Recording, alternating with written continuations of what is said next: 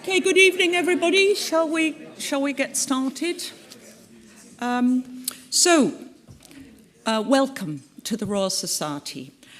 My name is Mariah Fitzgerald. I'm a neuroscientist and a fellow of the Royal Society, and it's a great honour to be joined by you all, the audience here, and also for those who are watching online, to listen to this lecture tonight. But just before we get started and I introduce our lecturer, there's just one or two things I should say. Please, could you make sure that your phones are turned off?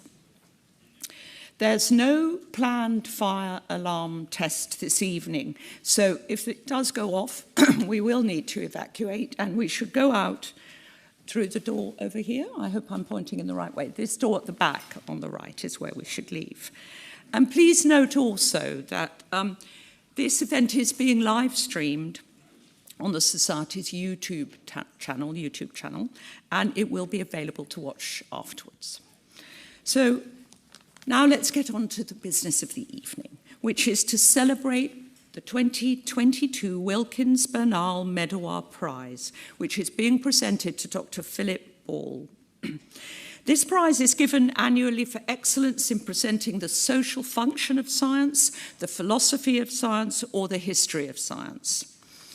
And Dr. Ball joins a list of exceptional individuals who have won this prize before. Historians, philosophers, and science communicators, including Professor June Barrow-Green, Professor Jim Al-Khalili, and Professor Simon Schaefer, to name just a few.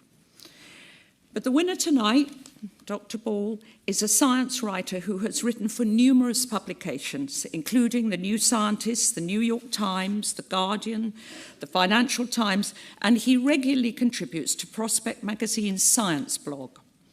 Philip previously worked at Nature for over 20 years, and he now regularly writes columns for Chemistry World, Nature Materials, and BBC Future. And he has broadcast on radio and TV, including a 3-part series entitled Small Worlds for BBC Radio 4. Philip regularly gives engaging public lectures at the Royal Institution here in London, and has delivered lectures to scientific and general audiences across the world. His work covers a huge range of topics, from quantum physics to the cognition of music, and he consistently bridges the gap between science and art, always considering the history of science and its interaction with society. I had the pleasure of meeting him and talking to him earlier this evening, and the breadth of his knowledge and the areas of science that he has covered is really, really impressive, and I'm looking forward very much to his lecture tonight. He has written many popular science books, including his 2004 book, Critical Mass, How One Thing Leads to Another, which won the Royal Society Winton Prize for Science Books. And his book, Serving the Reich, The Struggle for the Soul of Physics Under Hitler, was also shortlisted in 2014. But tonight, he has won this prize, and a great honour it is for him, and a great honour it is for us that he has won it. And he is going to give a lecture called Remaking Ourselves. So, without further ado, it is my great pleasure to welcome him to the stage. Dr. Philip Ball.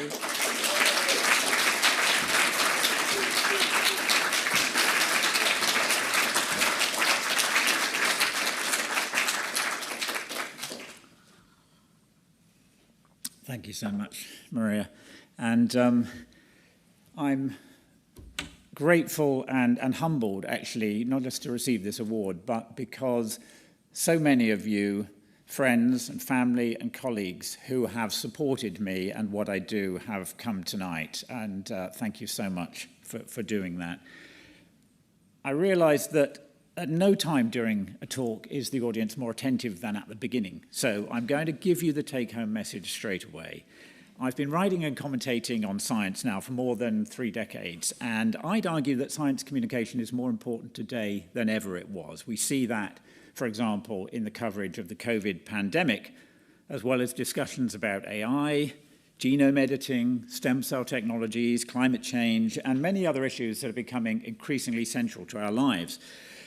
To my mind, the pandemic has showed more clearly than any other episode I can recall how intimately science is entrained with politics in both the narrow and the broad sense.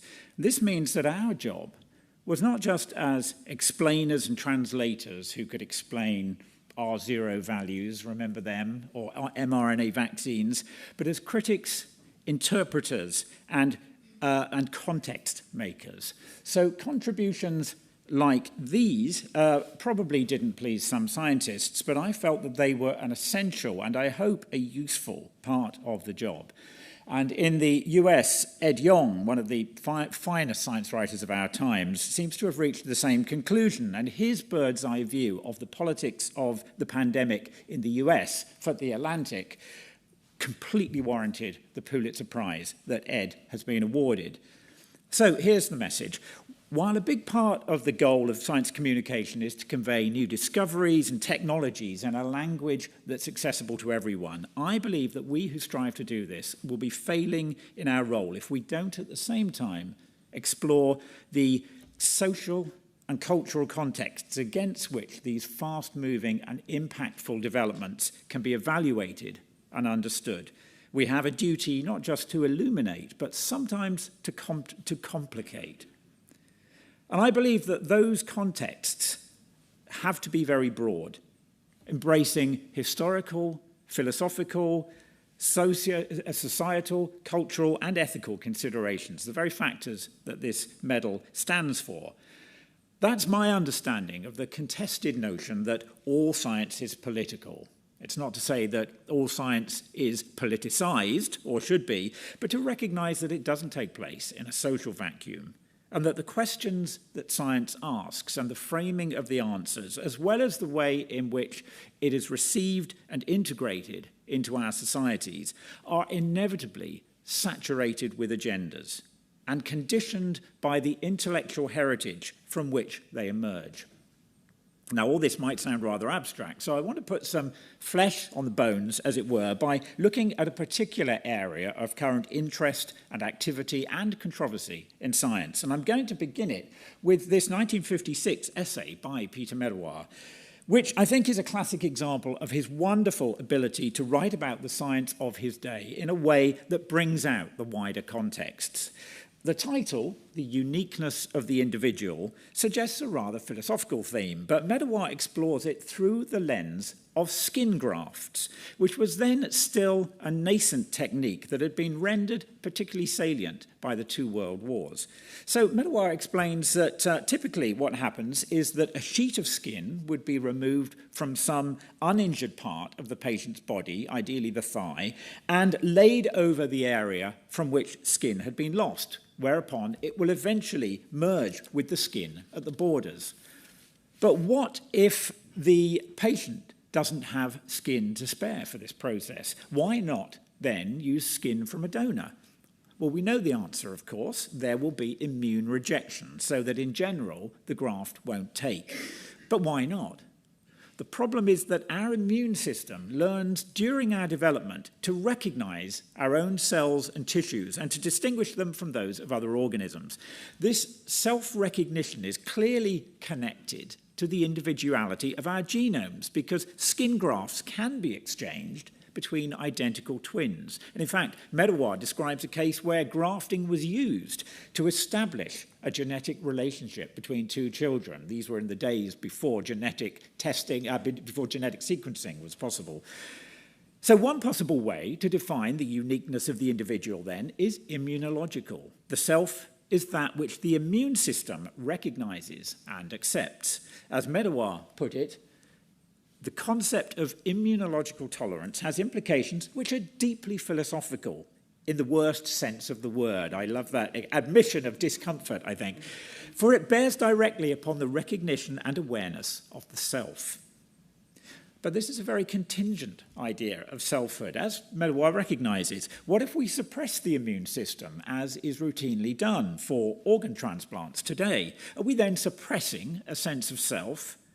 What about breakdowns of the immune self-recognition exhibited in autoimmune diseases? Well, immune self-recognition is, as I say, acquired during development. It's not innate. As Medawar points out, it doesn't apply to embryos. An embryo will accept a graft from another embryo quite happily.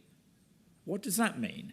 For one thing, it means that what we think of as the individual in this sense is not uniquely defined at conception. It means that our cells at the embryonic stage don't work from any global view of the individual organism. Their goal, and I think we can consider it a real goal, is to collaborate with the other cells around it in a way that defines a collective and emergent, but also contingent developmental path. It also means we won't get very far in seeking a definition of selfhood in the genome either. But how strongly we're now encouraged to believe otherwise. This is the DNA sampling kit supplied by the company 23andMe, which will sequence your genome after a fashion by mail order. Welcome to you. Well, that's just marketing, right? Not really. When the pioneering geneticist Wally Gilbert used to give talks to the public on genome sequencing in the 1990s, he'd carry with him a CD, loaded, one had to assume, with genomic data, which he would brandish and say to the audience, "This is you." And this sort of thing still happens today, and I find it very curious to watch this dance that modern genomics performs with the idea of DNA as self. On the one hand, geneticists will complain about the crude genetic determinism in a lot of contemporary discourse, whereby genes are regarded as the source of all that we are and all that we think. It's not as simple as that, they'll say. On the other hand, there's that insistence that this genome is you. And the mantra, whether it comes from the Crick Institute or the US National Human Genome Research Institute, that your genome is your blueprint, your instruction book, your manual, a book that the Wellcome Institute has even been kind enough to print out in 117 volumes of genomic data. When you see a cognitive dissonance of this magnitude, you know that something interesting is happening beneath the surface. The unspoken agenda, this modern myth of selfhood as genome, was explored in the 1995 book, The DNA Mystique, by the sociologist Dorothy Nelkin and the historian Susan Lindy. It's a notion that the developmental biologist Scott Gilbert has aptly called DNA as soul, a mobilization by scientists of the ancient yearning to find a vessel for our selfhood. Now, there's another reason why that receptive embryo that Medawar mentions undermines a genomic view of selfhood. He mentions the case of one anonymized Mrs. McKay, who, at the age of 25, was found to contain two genetically different types of red blood cell belonging to different blood groups. And the doctors were initially puzzled about how this was possible until Mrs. McKay told them that she had had a twin brother who had died in utero at 3 months of gestation. And so they figured that the blood-producing cells of the two fetuses must have been exchanged in the womb, something that was already then known to occur in non-identical cattle. When this case of Mrs. McKay was described in a 1953 paper by the British physician Robert Race and his colleagues, he gave her condition a name. She was, he said, a human blood group chimera. Now, her condition is relatively rare, but we now know that some degree of human chimerism isn't that uncommon. It's not so unusual, for instance, for a pregnant mother and the fetus to exchange cells. And these are generally cleared from the mother's body eventually, but that can be a slow process, and in some cases, they can persist in the body for years after the child's birth.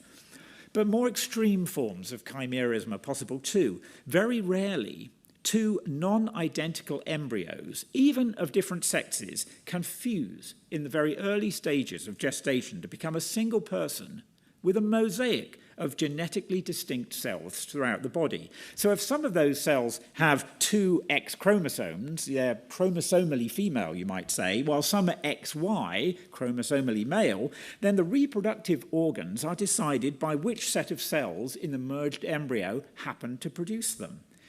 This reflects the tremendous tolerance of embryonic cells, which can find their way to a normal developmental path, even in such extreme circumstances. And chimerism can go still further. Embryos will even accept cells from another species that they will incorporate into the organism, producing a cross-species chimera. And here is one, a chimeric embryo of a human and a monkey. We don't know how far an entity like this would continue to develop if implanted in a womb, because doing that experiment would clearly be unethical. We do know, though, that cross-species chimeras are fully viable. They've been made from rats and mice, for example, or from sheep and goats. Attempts are now being made to grow animals from embryos containing human cells, in which those human cells are used specifically for the development of a given organ. And the idea here is to grow human organs for transplantation within livestock, such as pigs or cows. As I said, we call these individuals with a mixture of genetically distinct cells a chimera. Now, that word was first used in biology in 1907 by the German botanist Hans Winkler when he grafted together a tomato and a nightshade. But what was a chimera originally? It was a mythological monster, part goat, part lion, part snake. Monsters like this were considered not just aberrations of nature. They had a meaning. The word monster itself derives either, or perhaps jointly, from the Latin monstrare, to show, or monere, to warn. And the modern study of developmental anomalies is called teratology and is named for the Greek word often used to denote the monstrous, teras, which actually means portent. Monsters were unnatural, but that didn't just mean that they were something outside of the natural order. It meant that for that very reason, they were to be shunned with moral approbation. So labels like these, whether awarded by science or by society, tend to come freighted with cultural baggage. To call a child born by IVF a test tube baby, or a child born by mitochondrial replacement therapy, as we have just heard has just happened, a three-parent baby, or by somatic cell nuclear transfer, if that ever happens, a clone, is already to invite interpretation and judgment. Words like unnatural and artificial, metaphors of machines, of selfishness, of instructions and codes and programs, these aren't neutral, but they have a heritage. And the job of a science commentator is then sometimes to excavate and to interrogate that heritage. The idea that there's a unique genomic self also runs into problems in the other direction too, so to speak, because not only can a self, as I say, be genomically diverse, but our putative genomic self might not be bounded by our skin. Look at this. These are neurons grown in a Petri dish. But they're not just any neurons, or at least as far as I'm concerned, they're not, because these are my neurons. They were grown in the lab of UCL neuroscientist Selina Ray, who I think is here tonight. Thank you, Selina, if you are. I'll be forever amazed at what you did, because she grew them from a piece of my skin, extracted by biopsy from my upper arm. 20 years ago, many biologists would have considered this impossible. Skin cells were considered to have reached their final state and couldn't just switch to being another cell type, another tissue type entirely, but they can. In 2006, the Japanese biologist Shinya Yamanaka and his student Kazutoshi Takahashi announced that they had transformed mouse fibroblasts, the kind of cells that form connective tissue, into stem cell-like pluripotent cells. That means that the cells are able to develop, in principle, into any tissue type in the body. And they did this by treating the cells with a cocktail of 4 genes inserted into the cells using viruses. Those 4 so-called Yamanaka factors are all genes known to be very active in the embryonic state, in stem cells. And it seems that they alone were enough to reprogram these mature cells into a stem cell-like state called an induced pluripotent stem cell, an iPSC. And the following year, Yamanaka and Takahashi, and independently James Thompson at the University of Wisconsin, achieved the same reprogramming of human cells. So once reprogrammed as iPSCs, these cells become capable of differentiating along a new pathway to become a different tissue.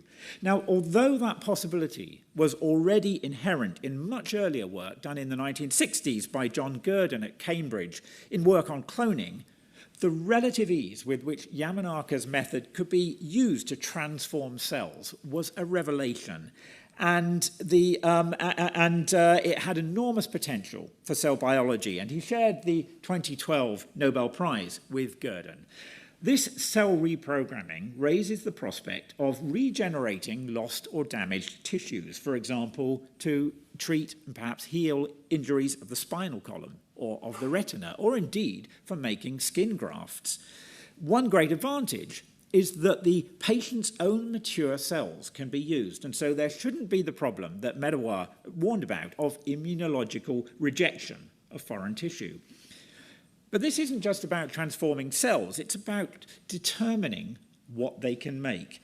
This is what some of my induced neurons became, and you can see that it's not just a featureless tangle of neurons, there's structure here, as well as different cell types that are shown here by the different coloured stains. This is called a brain organoid, and it exhibits some of the structure found in a developing brain. Here's a better example, not one of mine, of that, but you can see what's going on here. It shows that neurons have some intrinsic knowledge of how to act together to create the proper structures and forms of their respective tissues, even when they grow outside the body. And the same is true for any other cell type made from iPSCs. So if reprogrammed to become the epithelial cells of the gut, for example, they might organize themselves into organoids that are hollow tubes, lined with the little hair-like structures called villi that absorb nutrients. If they're reprogrammed to become kidney or liver cells, they develop into structures resembling little livers or kidneys. And the resemblance of these organoids to the real thing is far from perfect, but it might be close enough to enable the real process of organ growth to be studied in the Petri dish, and perhaps to allow the testing of new drugs without the need or the ambiguities of animal experiments. What's more, some researchers are getting better and better at guiding organoid growth towards more realistic mimics of real organs, and perhaps to allow them to grow vascular systems so that the supply of nutrients, a bloodstream, if you like, allows them to get bigger without the innermost cells dying of starvation. And that's all very well. In fact, that's all very exciting for growing replacement organs and tissues this way. For example, growing functional pancreatic organoids for people with type 1 diabetes. But for brain organoids, it raises some ethical quandaries. Brain organoids have been used to study neurological defects and diseases such as Alzheimer's and Zika. That's what Selena generally does with them. But the more truly brain-like they become, the more reliable they are as lab models for the real thing. But with a brain-like entity, we're forced to ask, at what point do we have to consider the possibility that these structures might harbour a degree of consciousness or sentience? What can that even mean for a disembodied brain-like structure? And how can we even know what's going on inside a brain organoid when we have still no agreed theory of consciousness itself? Now, I don't believe there was any reason to worry about these things for my own brain organoid. It was far too primitive for that. But even so, the philosophical implications are dizzying. What is the moral and ontological status of this object that was made from a piece of me and in some ways recapitulates the growth of my own brain with presumably all the same genetic influences? Where does the self start and end? This notion of a brain in a vat has long been a popular thought experiment in philosophy. Here's a famous philosopher contemplating that. But And it's been used there for exploring how we create and experience our own reality. In a sense, the movie The Matrix was one long riff on that idea. But the experiment is no longer purely hypothetical, and some of the issues that it raises are now very real. Organoids would have delighted this chap, Alexis Carrel, the French surgeon who pioneered tissue culturing in the early 20th century. Carrel won the 1912 Nobel Prize for his work on the suturing of blood vessels, but his subsequent work took a different turn. He was inspired by the discovery in 1907 that tissues can be sustained outside the body in a culture medium of nutrients. And so Carrel, working at the Rockefeller Institute in New York, developed that technique to culture a wide range of tissue types from mammals and from birds. And in particular, he found that pieces of tissue taken from the embryonic hearts of chickens could be sustained for weeks and weeks. And this heart tissue in a dish even pulsed as waves of electrical activity passed through it from cell to cell. Carrel began calling his chicken heart tissue immortal. The New York Times claimed that Carrel's new miracle points the way to avert old age. By the 1930s, Carrel claimed to have kept his chicken heart tissue alive for 20 years. And on its anniversary, the New York Times suggested that human immortality might be just around the corner. And if that's so, the newspaper said, the immortal chicken heart may become as sacred as a venerated religious relic. This theological language shows that public conceptions of Carrel's work had entered mythic territory. The research was tapping into another ancient dream, going back to alchemical elixirs and resurrection stories, the dream of cheating death. One thing I've insisted on repeatedly in my work is that science doesn't banish these old fantasies, but on the contrary, sustains them in new technological guises. And we shouldn't suppose that scientists try to suppress these fantasies. Carrel himself was a theatrical showman who positively encouraged them, but he wasn't alone. Tissue culture was also developed in the 1920s at the Cambridge Research Hospital, led by Thomas Strangeways, after whom the lab was subsequently named. In 1926, Strangeways gave a public lecture called Death and Immortality, in which he asked his audience, if they would, to imagine a dead body ground up and made into sausages. Provided they were kept in cold storage, like my own induced pluripotent stem cells, I think, those sausages might weeks later be used as a source for making a colony of the dead person's living cells. Such mythology infuses the story of Henrietta Lacks, the woman whose cancer cells were removed and cultured by a doctor named George Gay at Johns Hopkins Hospital in Baltimore in 1951. Lacks' cancer cells proved to be abnormally and astonishingly capable of renewal, and so-called HeLa cells, they're now the standard strain for many experiments, many lab studies in cell biology. But her story raises complicated issues of race and racism. It's not, as sometimes implied, simply a case of the exploitation of a disadvantaged black person. The notion of patient consent for things like this simply didn't exist in those days, and culturing samples of patient tissue that had been surgically removed was a fairly common practice in the Baltimore Hospital and elsewhere. No, we have to look deeper than that. Perhaps to this, which appears in a tribute to George Gay, written in 1971, in which the author commented that HeLa cells, if allowed to grow uninhibited under optimal conditions, would have taken over the world by now. Cells from a black woman taking over the world. We shouldn't assume that these uncomfortable resonances are incidental. In the late 1960s, the geneticist Stanley Gartler claimed that HeLa cells carry a biological marker specific to African Americans. They are, you could say, black cells. And he said that they are highly, indeed aggressively, invasive of other colonies. Some researchers said that it took just a single HeLa cell to doom another culture. Today, the echoes in this discourse sound louder than ever. Again, the metaphorical language of biology is not value-free.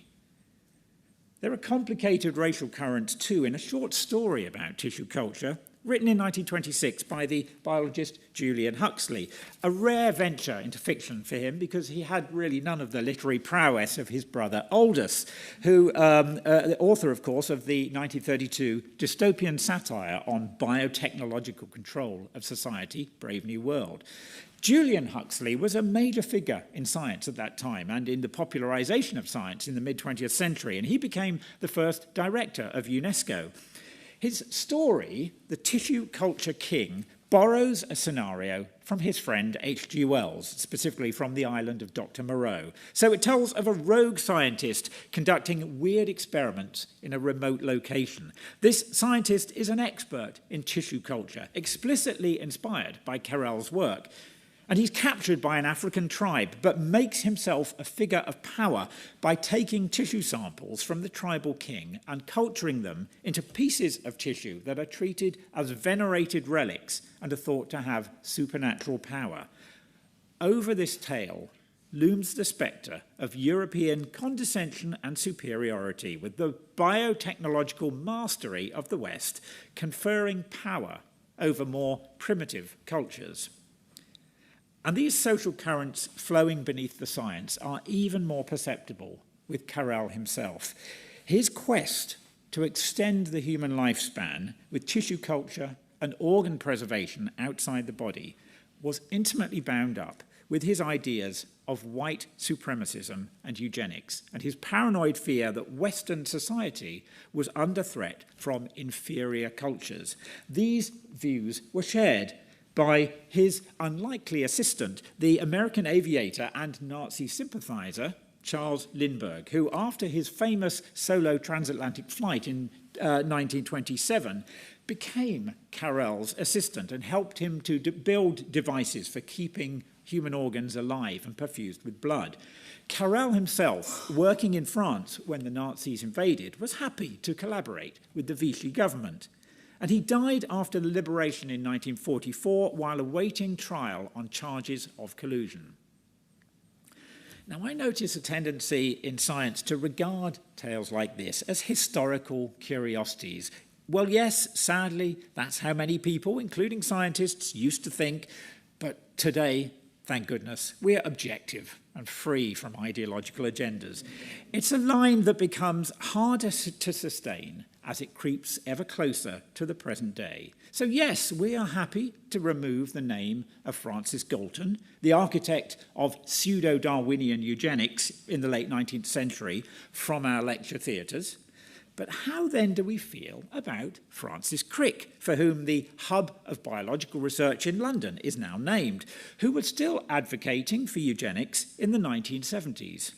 That was an enthusiasm he shared with Julian Huxley, who was president of the British Eugenics Society from 1959 to 1962. No, it didn't go out of fashion with the Nazis. This isn't, or it shouldn't be, simply about taking down monuments to great scientists with feet of clay, but should be about truly excavating the intellectual lineage of themes such as the genetic blueprint of selfhood, themes that still infuse science today. Here's another thing we can do with tissue culture. This mouse embryo was grown in a glass vessel for 8 days and has begun to develop to the point where you can see organs starting to appear, including a beating heart and the precursor of a brain. But in fact, this isn't a real mouse embryo at all. It wasn't made by fertilizing a mouse egg with mouse sperm. Instead, it was made from mouse stem cells. If we simply bring together these pluripotent cells in the right growth medium, they will organize themselves into an embryo-like structure and begin to develop. Here, for comparison, is a real mouse embryo at the same stage of development. So these artificial structures are kind of like full-body organoids, sometimes called embryoids, or sembryos for synthetic embryo, or embryo models. They can be made from human cells too. Here is one assembled from we've lost that one. Okay. Not quite sure what's happened there. That's what happens in translation. There is an image here of a human, what looks like an embryo at the blastocyst stage, which is a simpler stage, but again, which is assembled from human stem cells at a much earlier stage of development. It's not known how far, again, the development of structures like this could continue. Probably not at this stage to full term, which would, again, require the embryo model, the embryoid, to be implanted in a womb. But that experiment has now been attempted by researchers in China very recently using embryoids made from monkey stem cells, which might be expected quite closely to resemble human ones. And in that case, implantation of 7-day-old embryoids happened in 3 out of the 8 female monkeys who received them. But all the pregnancies were terminated spontaneously within 20 days before actual fetuses were formed. Still, there's no obvious reason why eventually it may not become possible to gestate these embryo-like structures for longer. And in fact, some are already talking about the possibility of stem cell babies. Experimentation on ordinary human embryos is subject to strict regulations in the UK, where no experiments on human embryos are permitted beyond 14 days after fertilization. But synthetic embryos are not currently covered by these laws because they don't meet the formal definition of an embryo. That 14-day rule was recommended by the Warnock Committee in 1984, formed after the advent of IVF in the mid-1970s, and it became UK law in 1990. The scientific justification for it was that this is around the point at which a developmental feature called the primitive streak appears, which marks the beginning of the emergence of a body plan and the point at which the embryo can no longer divide into twins. So it was taken as a kind of threshold of personhood, of selfhood. But in truth, it was a rather arbitrary choice because there aren't really any such clear thresholds in embryogenesis at all. They are a legal, a social, and a philosophical requirement, but not a biological one. And the 14-day rule was, in the end, moot anyway, while no one knew how to sustain a human embryo for that long outside the body.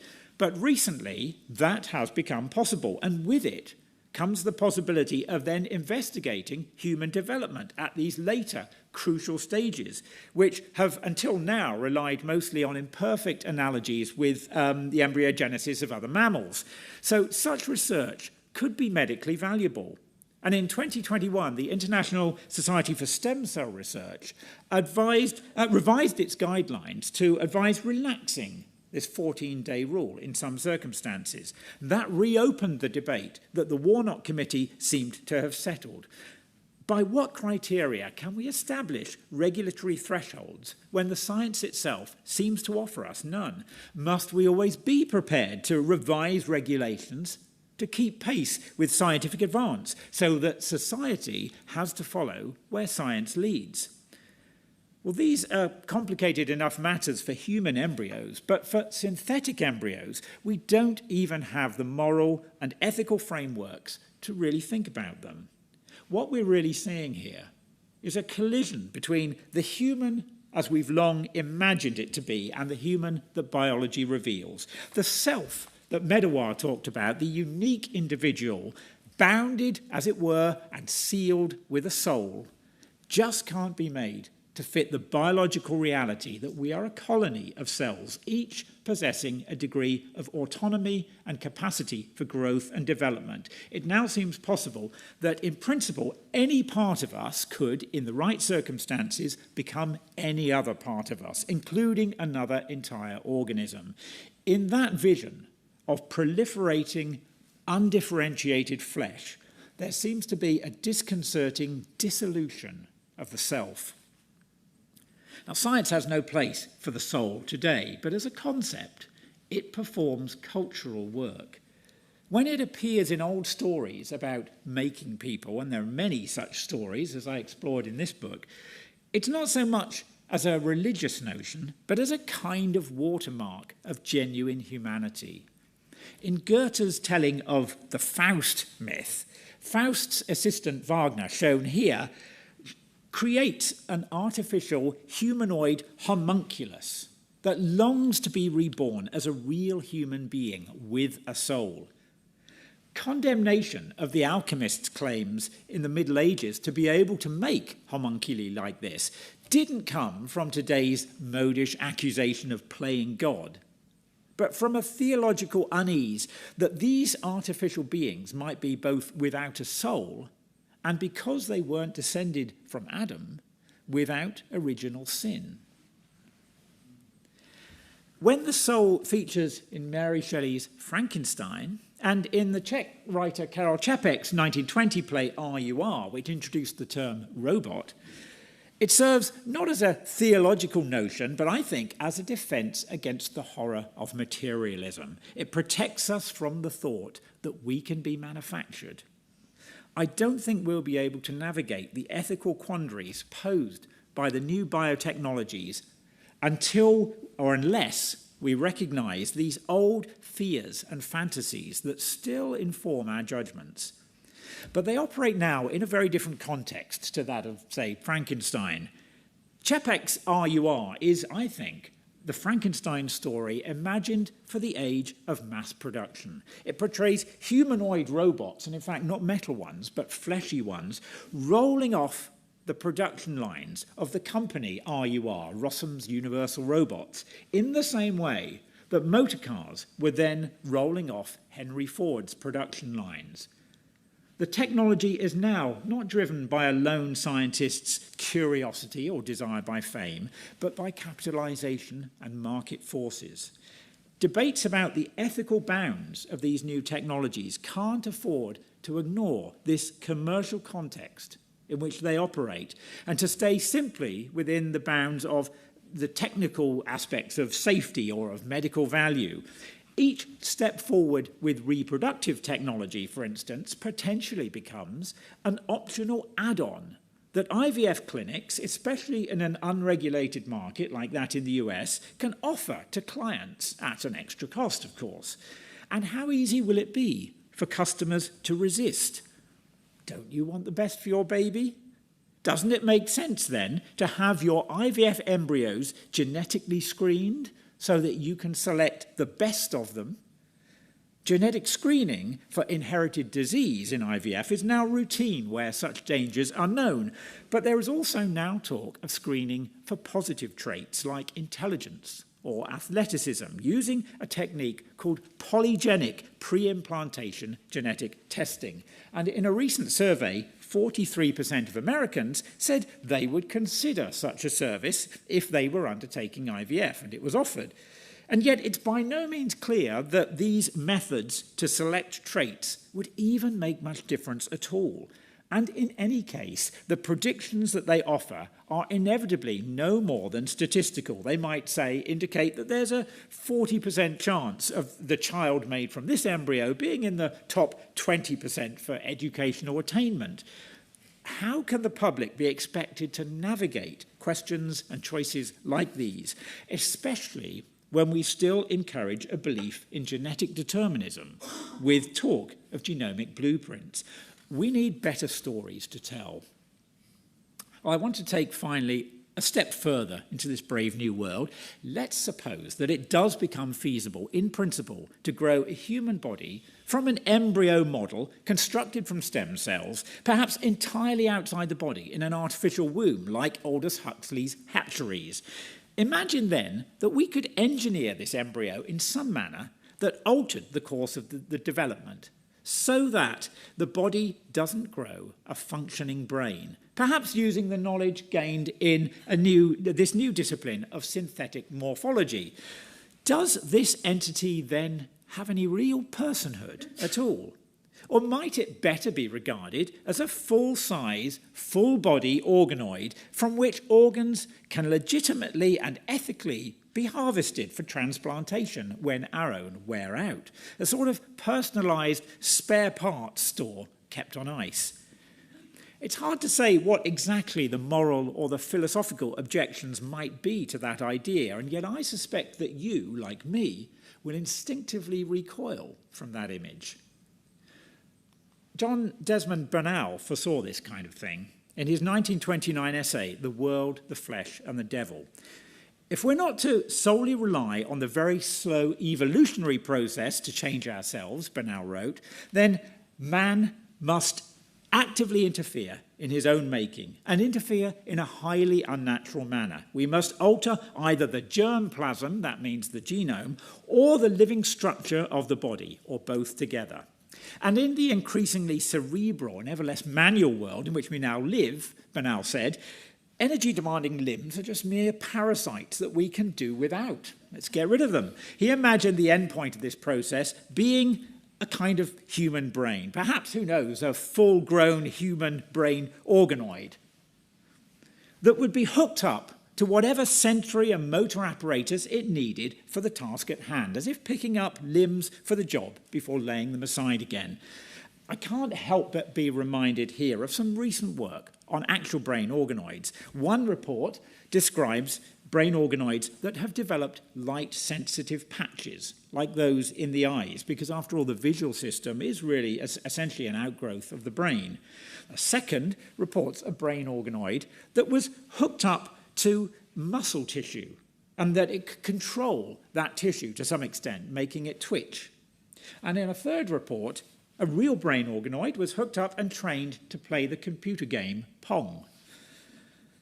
In Bernal's vision, the human form becomes totally plastic. Indeed, there is no human form anymore, but just human tissues arranged and grown to order. He admits that the new man must appear to those who have not contemplated him before as a strange, monstrous, and inhuman creature, but he is only the logical outcome of the type of humanity that exists at present.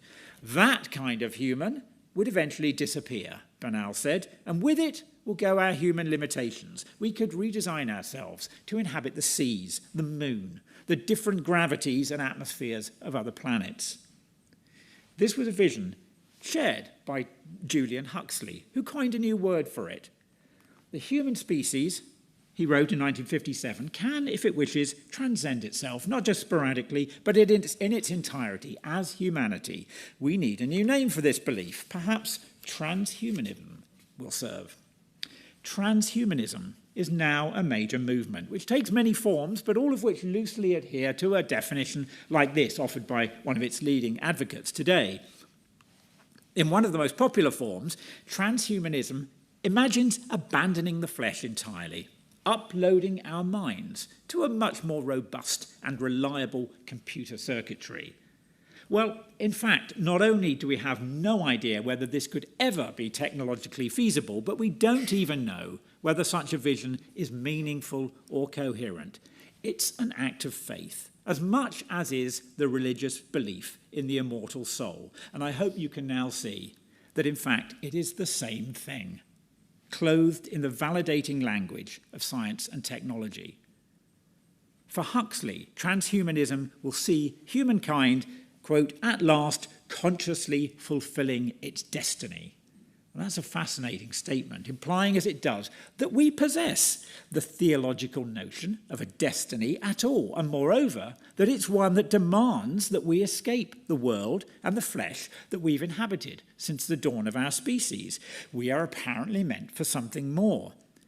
Bernal's talk of transhuman people colonizing other worlds reminds us that space travel itself is really another form of transhumanism, an attempt to transcend our human limitations on this world.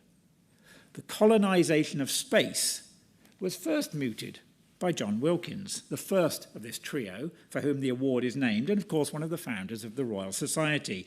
This was an age when colonialism was becoming the inevitable corollary of the discovery and exploration of new worlds. And here, in Wilkins' book, The Discovery of a World in the Moon, inspired by Galileo's discoveries, Wilkins drew the colonialist analogy with Columbus. And here is how it survives in the modern space age, in this document from 1986 of, I think, rather staggering entitlement that was signed by Neil Armstrong, amongst others. It's very clear, I think, who is and who is not being spoken for in this evocation of a manifest destiny in the stars. So here too is another technological endeavour with its often unspoken mythological and theological imperatives ready to be dressed up as science. And here too, we ignore at our peril the realities of such visions when played out in the marketplace of commercial imperatives and agendas. Well, I told you it would be complicated. All of these endeavours are in one way or another about reimagining the human, projecting ourselves into new places, both metaphorically and literally. I want to stimulate a wider discussion of what that enterprise entails, in part because I want us to use science and technology well, which is to say, wisely, humanely, and for the greatest benefit of all humanity. But I'm also excited by the sheer cultural, philosophical, and historical richness of the issues that these sciences raise. And I think we do a disservice to our own ingenuity and creativity if we fail to acknowledge that. When we talk about making life, we're at the same time talking about biotechnology and about old myths of creation, of immortality, of hubris and corruption. Much the same applies when we are talking about space travel, invisibility, artificial intelligence, cosmology, you name it. The history, philosophy, and social roles of science are not afterthoughts or decorative embellishments of what goes on in the laboratory or in the symposium. They are its foundation, and recognizing this can only enrich the research itself. They are what embed science within the broader state of being human, individually, socially, intellectually, and perhaps most of all within the arena of what seems to be our own cognitive superpower, the imagination. Thank you very much.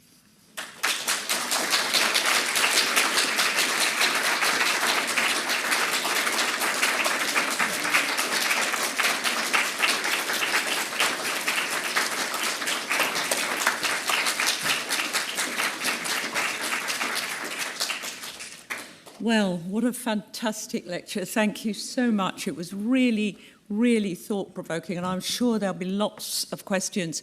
Unfortunately, we only have 5 minutes, but and I don't know whether we want to sit down, but maybe we'll just stay where we are, if that's okay. So are there any questions from audience members? Yes, there's one at the back there. Oh, thank you very much. Thank you very much for the lecture. I was quite interested by what you were saying about screening for positive traits in IVF embryos.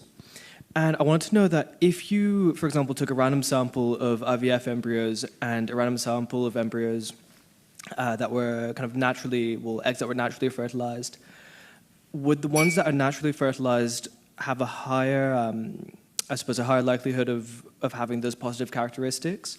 Because I think that would have quite significant implications for the ethics of positive screening on IVF embryos.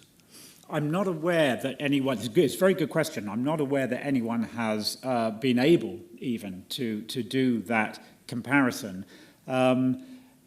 Because you can, essentially because you can only genetically screen for IVF embryos, you can't do it, in utero. I mean, it's interesting and inevitable that we use that, that term, that those that have been naturally fertilized, whereas, of course, fertilization just means a sperm entering the egg, wherever that happens. So that's kind of interesting.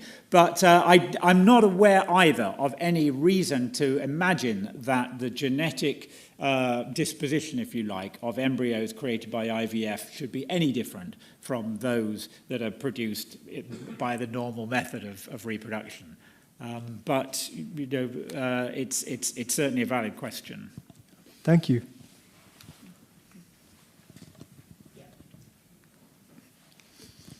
Thanks, Philip, for a beautiful talk, really inspiring. I just want to ask, one thing that you sort of touched on but didn't go in detail is about AI. I think the interesting thing is it almost teaching us that our intelligence is actually very limited compared to what computers be able to do. So do we have to think in the future, is the human going to be more fleshy? Is the flesh the kind of where we should look for selfhood? I think you were... Yeah, brilliant question, Buzz. And I've just written an article about this, funnily enough. But it absolutely raises those questions. I think one of the big questions about AI is whether it is ever going to be possible to create a machine-like system, if you like, that it has the same cognition as us as embodied beings. There is a big discussion about what role embodiment has in our cognition, and I think it's very clear now that it absolutely does have a role. That we conceptualize the world in terms of knowing that we are capable of doing some things and not capable of doing other things because of the nature of the bodies we have. So mind has a somatic component, has a bodily component, for sure. I'm not sure that I think AI is showing that it can go sort of beyond what our minds are like. It's different.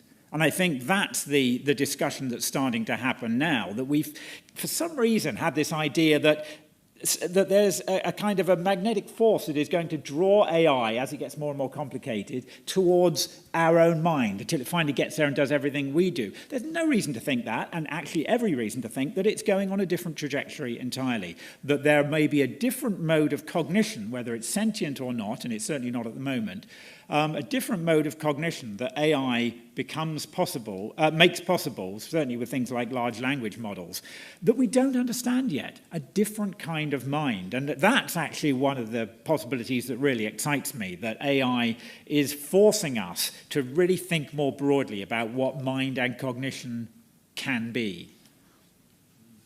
Okay, I think we should leave it there.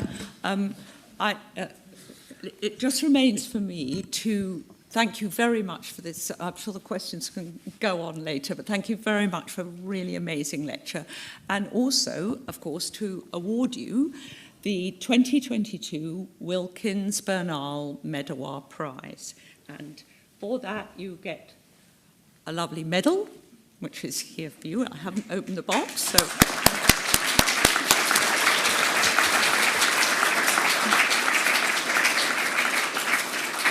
And you also get a beautiful scroll.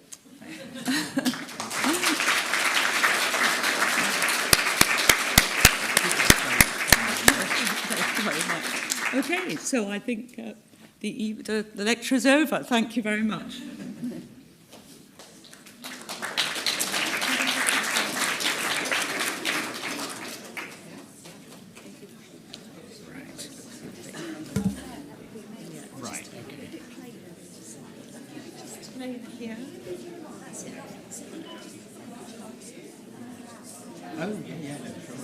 Nervous about doing that. Do you want me to take this to make it a bit easier? Thank you. Okay, this is the way to do it.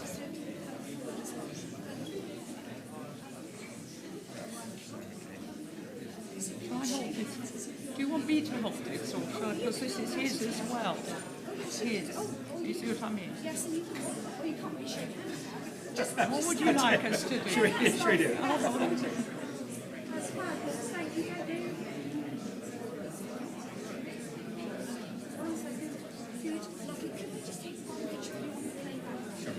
Does he?